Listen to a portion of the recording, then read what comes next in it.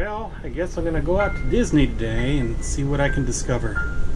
And I want to share Disney with you, so maybe you can find a little bit of the excitement that I find whenever I go to Disney property. So what do you say? Come on, let's go.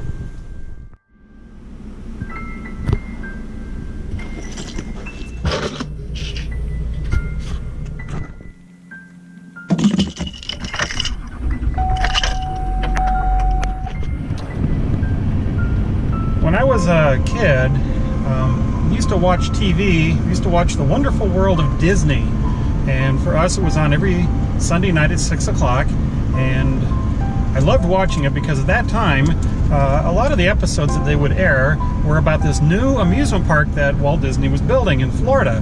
Now, the one in California had already been open for a while, and of course it was very popular. And my family, we had family down in Florida, so we used to travel down there quite a bit. And I used to love watching The Wonderful World of Disney because they would show, you know, little glimpses into what they were building here in Florida. And it was really exciting to me. And as a family that liked to travel a lot, we, of course, were planning our first visit to Walt Disney World in Florida on the year that they opened. And, of course, when they did open, we came down that year. So in 1971, we came down to Walt Disney World and enjoyed it for the very first time. It was quite an experience. You know, man, I got to tell you, what an exciting thing. There was never anything like that at the time. So we weren't there on opening day, but we were there the year that they did open, and it was pretty neat because back then, of course, you had all the original rides that were there when they first opened, the original shows and attractions. And in addition to that, you know, you had to carry around these little tickets if you wanted to go on any kind of a ride. You know, they had the A tickets and the E tickets, and of course, everybody knows about those. But back then, of course, I experienced that. And of course, it always seemed like there were more A tickets than there were any other kind in there. So, but there were also some free rides you could go on. Rides like Delta Airlines had one called If You Had Wings, and that one was a free ride. I kind of enjoyed going on that. And that's another thing. Back when Walt Disney World first opened, a lot of the rides and shows were sponsored by other corporations. You know, RCA owned some of the things, and Coca-Cola had some ownership in some of these things. It was really kind of fascinating. Now, at the time that we came in 1971, all there was the Magic Kingdom, and then of course there was the Contemporary Resort, and there was the Polynesian Resort. There was the campground, of course, and that was pretty close to about it. But it really seemed like quite an amazing place. So, when I first got here, the very first time I ever experienced the parks, I fell in love. A lot of people did. And I decided at that time I wanted to live close to Disney. I wanted to be where I could come here all the time. And so, I grew up in Nebraska, kind of a long ways away from Florida, but you know, my mind was set. I had this goal, this dream that I one day was going to live close to Disney. Now, my family, as I mentioned, had my mother's family had a lot of relatives down in South Florida, so we did come down to Florida all the time. So we came down here pretty much every year, and I've been going to the parks, to the Walt Disney World resort location ever since they opened.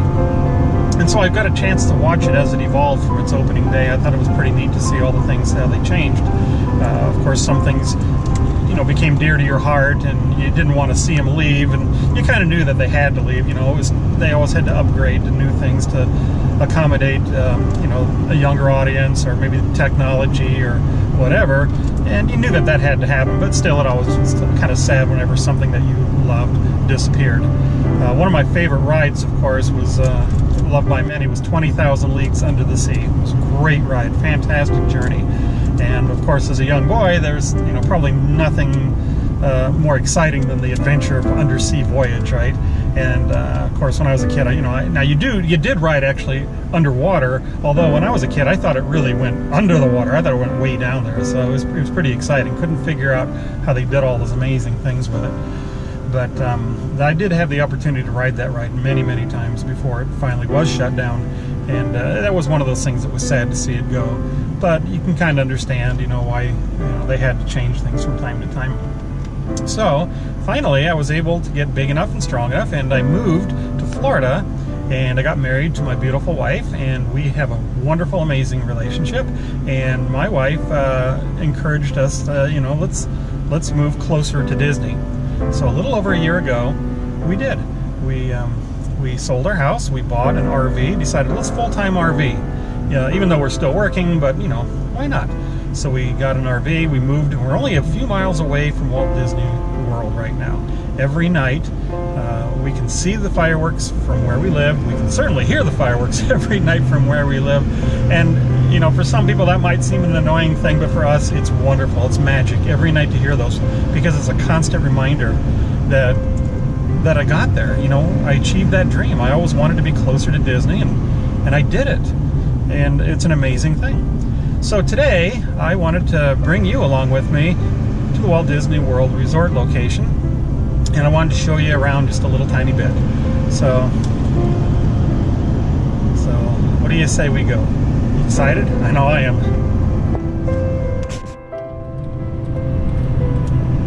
So here we are, and we are now arriving at Walt Disney World, where dreams come true. They really do.